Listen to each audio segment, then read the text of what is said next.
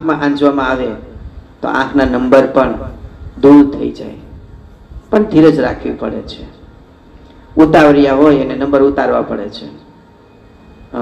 આ વિષયમાં ધીરજ રાખવી પડતી હોય છે.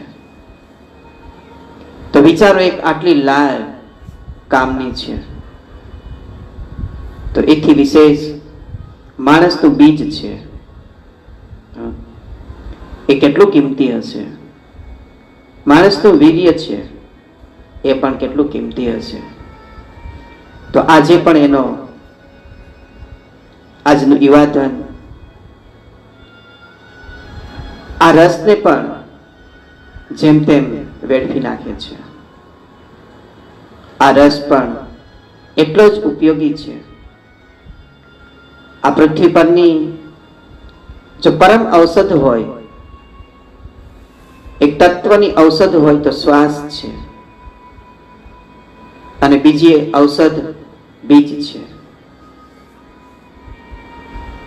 આ જો એક લાર આટલી કામની છે, તો વિચારો, એક બીજથી તો આપણે આટલા મોટા થયા.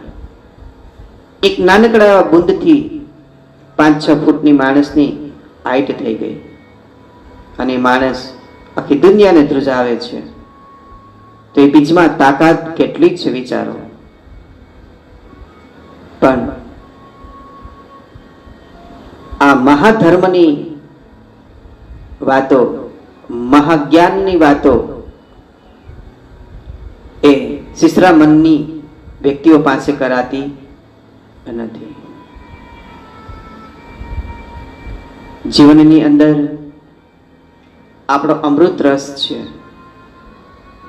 એ આધ્યાત્મિક પ્રગતિ માટે ખૂબ જ ઉપયોગી છે. આધ્યાત્મિક પ્રગતિ માટે, ઉન્નતિ માટે ખૂબ જ અનિવાર્ય છે. જ્યારે સાધક સાધનાની અંદર બેસે છે, ધ્યાન ધારણામાં બેસે છે, ત્યારે બહુરી માત્રામાં તારવામાંથી અમૃત રસ ઝરે છે.